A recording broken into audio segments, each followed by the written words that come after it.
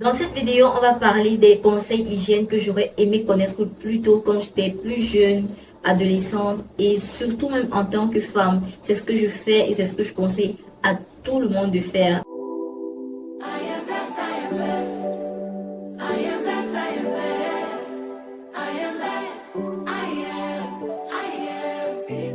Numéro un, boire de l'eau à jeun le matin. T'évites d'être ballonné et ça montre aussi le respect que tu as pour ton corps. Parce que si dès le matin, tu commences déjà à donner n'importe quoi à ton corps, il va te le rendre.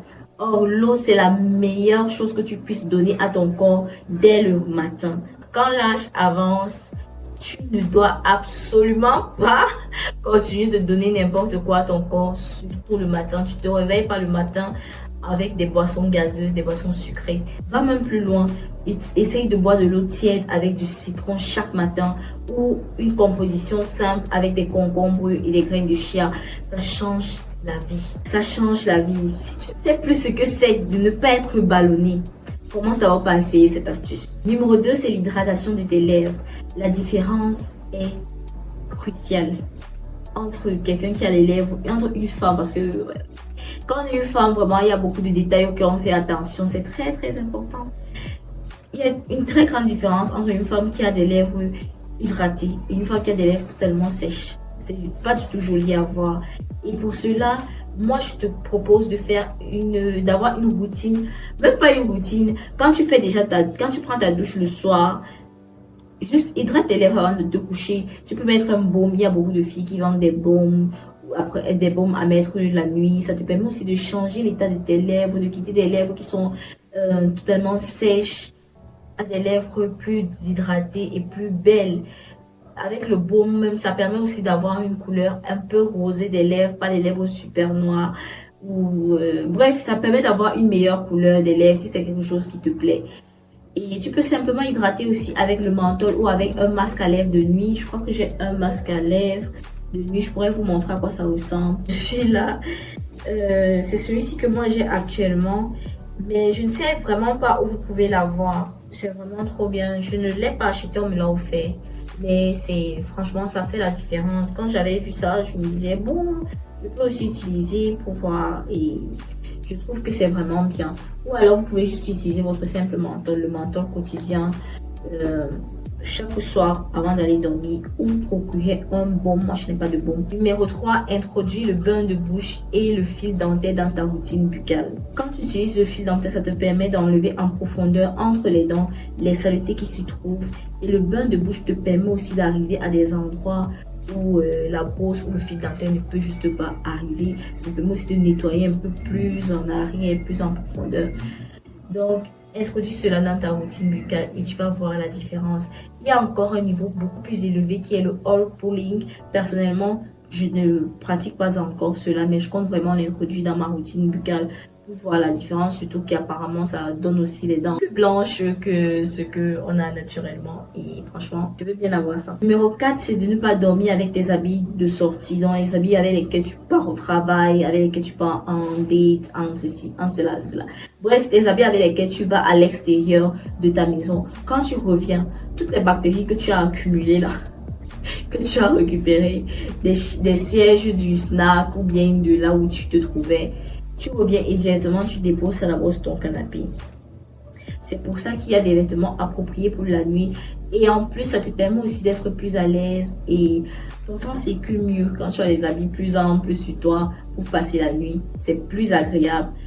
Sincèrement, quand j'étais pas encore mariée, je n'avais pas d'habits pour dormir.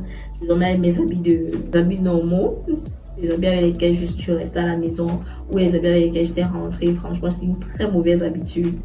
Et depuis que j'ai décidé de changer cela, d'avoir plutôt des habits appropriés pour le sommeil, les choses sont vraiment totalement différentes. Donc ça, ce sont les conseils que j'aurais vraiment aimé savoir avant. Ça m'évite aussi certaines irritations parce que parfois, je pourrais me réveiller, je vois que j'ai des boutons, que je ne sais vraiment pas d'où ça sort. Mais en réalité, c'est juste ça. C'est que tu as pris les habits dehors avec toutes les batteries, toutes les marches que tu as faites. et tu es revenu avec. Numéro 5, nettoyer son téléphone. On s'en rend peut-être pas compte, mais on arrête notre téléphone presque toute la journée. Tout le temps, on a le téléphone à main. Il faut nettoyer. Il y a tellement de saleté. Même avec le coton-tige, prends le coton-tige. Tu nettoies, tu enlèves la pochette. Tu vas voir comment il y a des saletés accumulées là. Et au quotidien, tu touches, tu déposes ici, tu déposes là-bas. Les bactéries. Aujourd'hui, je sais ça.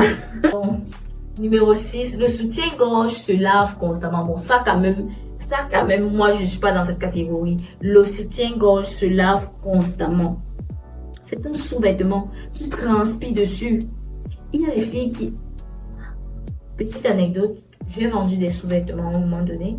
Et il y avait une cliente qui avait passé une commande et j'avais pris le blanc parce que sur l'image, c'était la couleur blanche. Elle n'avait pas précisé qu'elle voulait une autre couleur. Et elle m'a fait savoir qu'elle ne porte absolument pas de sous-vêtements blancs. Qu'elle aime les sous-vêtements noirs. Tu sais pourquoi tu achètes le sous-vêtement noir? Tu sais pourquoi tu achètes le soutien noir? Tu sais pourquoi? Non, ma chérie. Faut laver. Numéro 7, nettoie ton visage avec un savon de visage. Même si tu n'as pas des problèmes de peau. Je dis cela parce que moi, personnellement, je n'ai pas eu des problèmes de peau jusqu'à bon, pas réellement eu des problèmes de peau, genre l'acné et tout ça. Ce n'est qu'après mes accouchements que mon teint est un peu terni et puis je suis en train de vraiment redoubler d'efforts au niveau de ma skincare pour améliorer ça.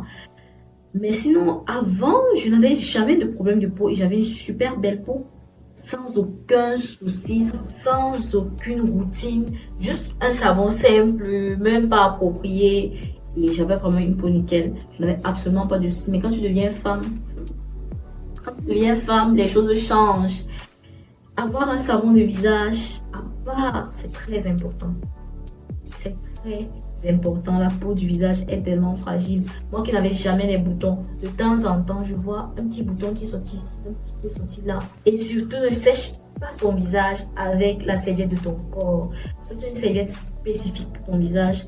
L'idéal même, c'est d'avoir des mouchoirs pour le visage. Il y a les rouleaux de cuisine que tu pourrais utiliser pour sécher délicatement ton visage ou tu laisses juste sécher à l'aile. Souvent, quand je n'ai pas le rouleau à ma portée, je laisse juste mon visage sécher, mais prendre la serviette avec laquelle je me suis essuyé le corps et mettre sur mon visage, ça plus jamais. Alors qu'avant, ce n'était pas le cas. C'est quelque chose qui change vraiment l'aspect de ta peau. C'est quelque chose qui t'aide réellement. Ça te permet de voir les résultats de ta skincare, de ton huile à beurre dont tu n'arrives pas à voir les résultats.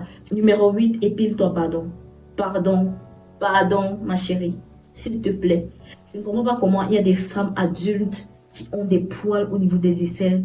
Plein. Je dis plein.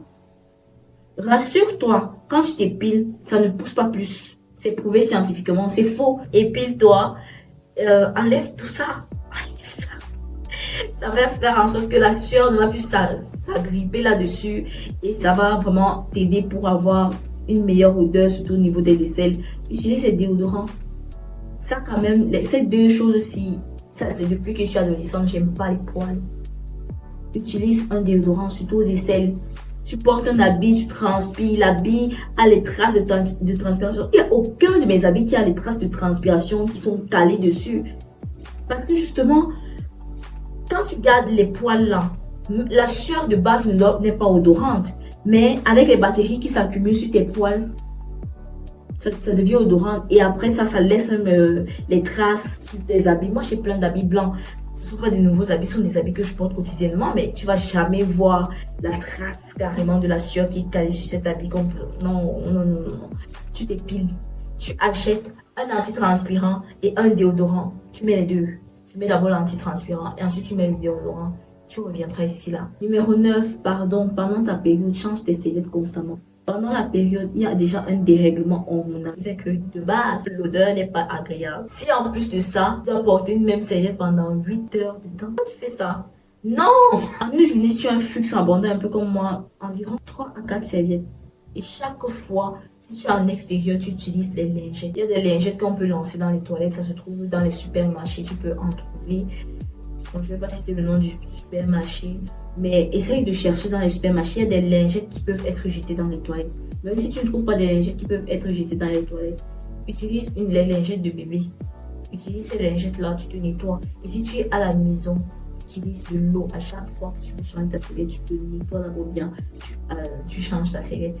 Ça te rend d'abord plus fraîche, ça te permet d'être plus à l'aise. Au début là, dans mes 13 ans et plus là, je savais pas tout ça. Je ne savais pas tout ça. Et parfois, je pouvais avoir des irritations.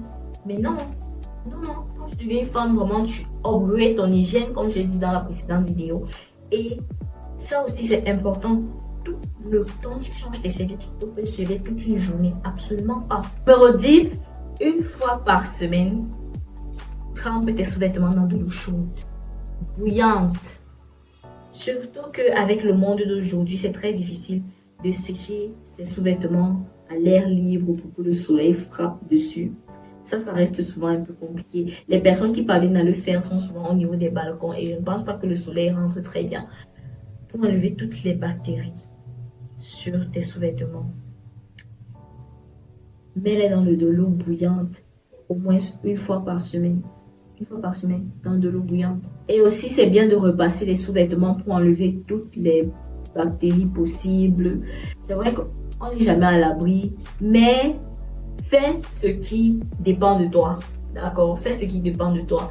Tu les trempes dans de l'eau bouillante au moins une fois par semaine et tu repasses avant de porter. Même si c'est séché à l'air libre, repasse d'abord, que je suis sûre que la plupart des personnes ne le font pas, ne sèchent pas à l'air libre. C'est généralement séché aux toilettes. Et une chose que je peux aussi faire, c'est d'avoir des protèges type. C'est bien, c'est agréable, surtout si tu prends des protèges uniquement en coton. C'est vraiment une des choses que j'ai toujours fait et c'est mieux que de juste porter le sous-vêtement comme ça. Bref, dans ma vidéo sur l'hygiène intime, je vous explique beaucoup plus en profondeur pourquoi est-ce que c'est important d'avoir des protèges. Numéro 11. Là, franchement, j'espère de tout cœur qu'il n'y a pas une fille qui ne fait pas ça. Quand tu pars aux toilettes pour la grande commission, j'espère que tu utilises de l'eau et non des papiers hygiéniques. J'espère que tu utilises de l'eau. En tout cas, si tu ne le faisais pas, sache que c'est de l'eau, ma poupée. C'est de l'eau qu'on utilise quand on part pour la grande commission. C'est de l'eau. Tu finis d'utiliser de l'eau, tu utilises les papiers hygiéniques. Tu n'auras pas des problèmes d'hémorroïdes. Parce que ça aide aussi. Essaye de faire des recherches, c'est pas de blague. Ça aide aussi quand tu as de l'hémorroïde d'aller aux toilettes et utiliser de l'eau plutôt que des papiers hygiéniques. Ok? Tu utilises l'eau, c'est gratuit, c'est hygiénique, c'est simple et c'est facile. De l'eau et ensuite tu te sèches avec le papier hygiénique. Pour tout le monde, même ça devrait être comme ça. Pour les hommes comme pour les femmes, mais les enfants même aussi. Donc ça, c'est le plus important. Si tu n'as rien retenu de toute cette vidéo, retiens au moins c'est ceci. Quand tu pars pour la grande commission, tu utilises de l'eau, ma belle. Ok, bon voilà, c'était ce que j'avais à partager avec vous aujourd'hui. J'ai appris cela au fil du temps et je continue d'apprendre. Mais ça, ce sont des choses que j'aurais aimé savoir beaucoup plus jeune, beaucoup plus tôt. Ça m'aurait évité certaines humiliations aussi. Et voilà, j'espère que la vidéo t'aura aidé. Si c'est le cas, n'hésite pas à me le dire. Si tu as d'autres astuces, si tu as d'autres choses que tu fais, si toi tu as un certain âge et que tu connais beaucoup d'autres choses que tu voudrais partager avec nous, n'hésite pas en commentaire, donne-nous tes différentes astuces pour être vraiment plus bien en tant que femme. Ça fait toujours plaisir. Voilà, je vais te laisser. On va se dire à la prochaine pour une autre vidéo. En attendant, tu sais, prends soin de toi et de ta famille. Gros bisous. Bye bye.